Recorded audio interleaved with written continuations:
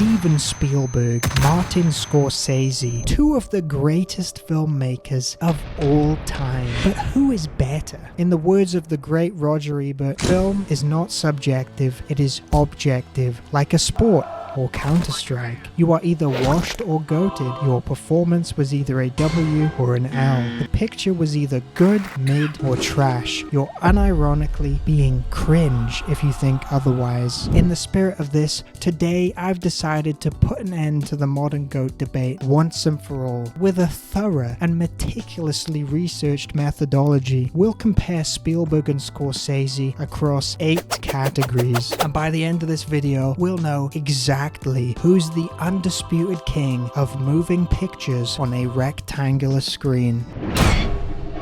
Steven Spielberg is only 5'7" tall. This is what we'd call, based on the Briggs-Myers male power chart, short, but not even in a cool way. Basically, he's just another regular, unremarkable beta. Scorsese, on the other hand, he's in emperor vibe territory, clocking in at an impressive 5'4". This is the most powerful height you can be, and biologically, especially if you're a bit older, it signals to others that you own land or are a general or something. You have a presence that instantly commands authority. On top of this, Scorsese absolutely dominates Spielberg fit-wise. I'm Italian. Google AI pop-up for some reason keeps referring to Spielberg as a silent, stone-cold drip king. Are we being for real? What are we saying? I'm sorry, there's literally no competition. Look at this side-by-side comparison. Your GOAT is getting rinsed. To put the final nail in the coffin for Spielberg in this category, Scorsese has a thumping WikiFeet score of 4.75 stars. And to my knowledge, Spielberg doesn't even have a page. The people don't even want to see his pinkies. First strike. Who has won the most shit? Which director have the elites been the most gassed up about over the years? Because as we all know, something only truly matters or is good when it's won or been nominated for a shiny trophy by a bunch of people who live in the nonce-ridden valleys of Hollywood, Los Angeles. Spielberg is basically Real Madrid when it comes to winning trophies. He has won 3 Oscars, 3 BAFTAs, 4 Golden Globes, 13 Emmys, and a Grammy, and a Tony, which makes him one of only 22 EGOT winners, don't you know? By complete contrast, Scorsese had to wait all the way until 2007 to win his first and only Oscar after being robbed repeatedly throughout his career. In an incredibly rare W for the UK, Goodfellas actually cleaned house at the BAFTAs in 1991, whereas, you know, famously, over in Tinseltown, it was robbed by Kevin Costner's Dances with Wolves, a movie that's only ever watched when history teachers stick it on for the kids before they fuck off home for the summer holidays. Revenge.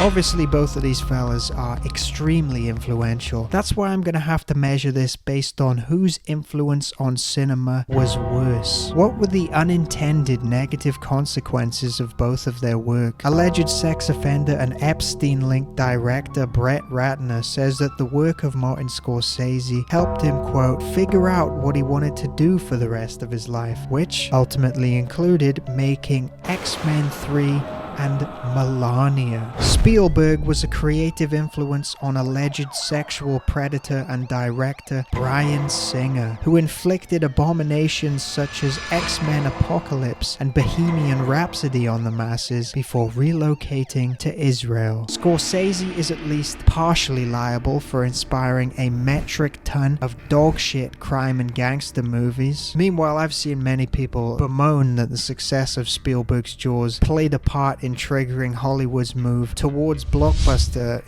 making blockbusters and away from auteur-driven cinema, which many prefer. But I'm pretty sure this change would have probably happened eventually regardless, right? There's more widespread appeal and money to be made with movies like that.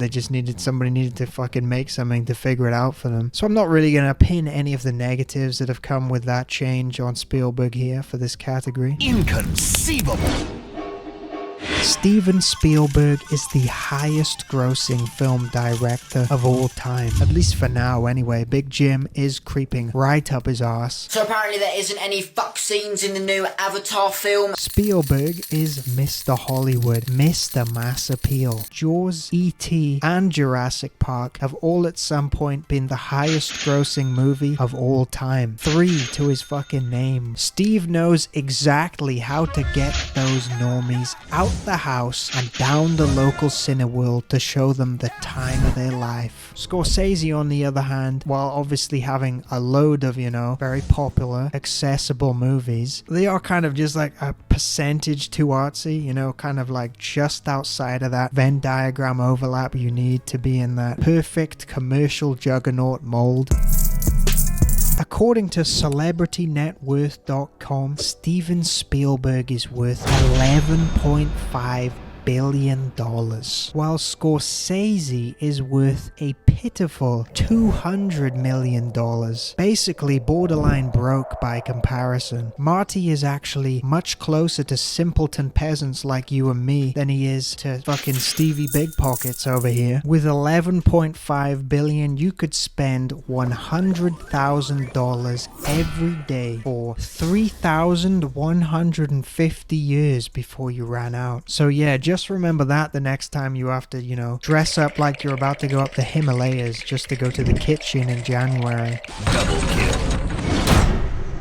Scorsese has famously directed a number of banger documentaries that are worth checking out, quite a few music-based ones if you're into that. He also directed the short film and music video for Michael Jackson's Bad in 1987, and then perhaps more notably and clearly more importantly, he starred as Sykes in the iconic 2004 classic Shark Tale. Spielberg, though, he's been sticking his hands in quite a few more pies over the years. He co-created HBO's acclaimed series Band of Brothers alongside Tom Hanks. He's been a producer on well-liked animated shows. He created the Mid-Lavona series, and he co-founded DreamWorks, who over the years have brought us films like Shrek, Kung Fu Panda, and Collateral. Triple kill.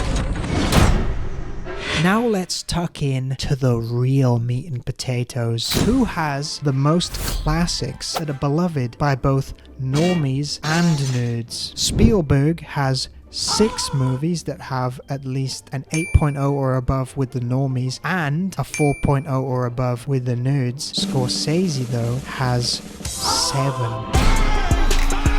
One thing I do want to push back on here, though, is the argument you see a bunch where it's like a knock on Scorsese and like a point for Spielberg. Basically, people saying that Scorsese stays in his lane, He's a mafia movie merchant. He does it well, but he's only got one mode compared to Steve, who's doing all, X, Y, Z. This is legitimately just straight up incorrect. If you just look at his overall filmography, or if you've seen many of these movies, that is just not the case at all. Splatter spree.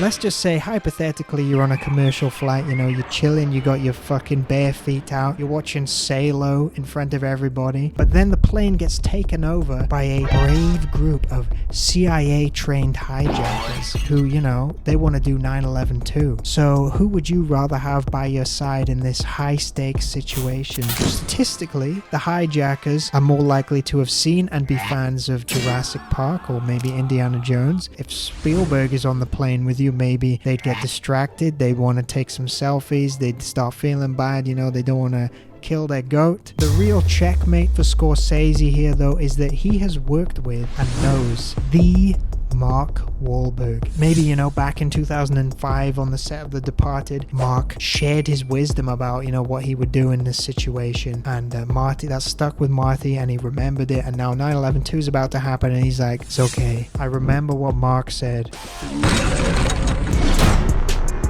So we're all tied up. You can't separate these two. They're basically the Pesci and Pinaldo of the world of film. The only way that we're gonna possibly decide a winner, even if it's a victory by a mere cunt hair, is to look to one of the greatest minds on cinema that there is. One of the most important voices and critics in the history of film. When directors and actors are on set making a movie, he's living in their head rent free. Like, is he gonna like this? Is he gonna like this? I am of course talking about Mind of Jason, the place you want to go to see if it's worth checking out that latest release. Out of his thousands of reviews, Jason has so far shared his analysis on 2 Spielberg movies and 1 Scorsese movie. He thought Spielberg's War of the Worlds was just okay, not great. He did praise Ava Longoria and Ice Cube's performances though. He gave Scorsese's Killers of the Flower Moon the same score as this, basically just saying it's okay, saying that the film is far too long and just can't justify its 3.5-hour runtime. However, he absolutely lauded Spielberg's 2021 adaptation of West Side Story, even in spite of the fact that he's not even a big fan of musicals. That's how impressed he was by it. The film received the coveted 5 stars from Jason, something Scorsese is simply just not managed to do. So I think with this, that basically officially crowned Spielberg the winner. Unfreaking believable.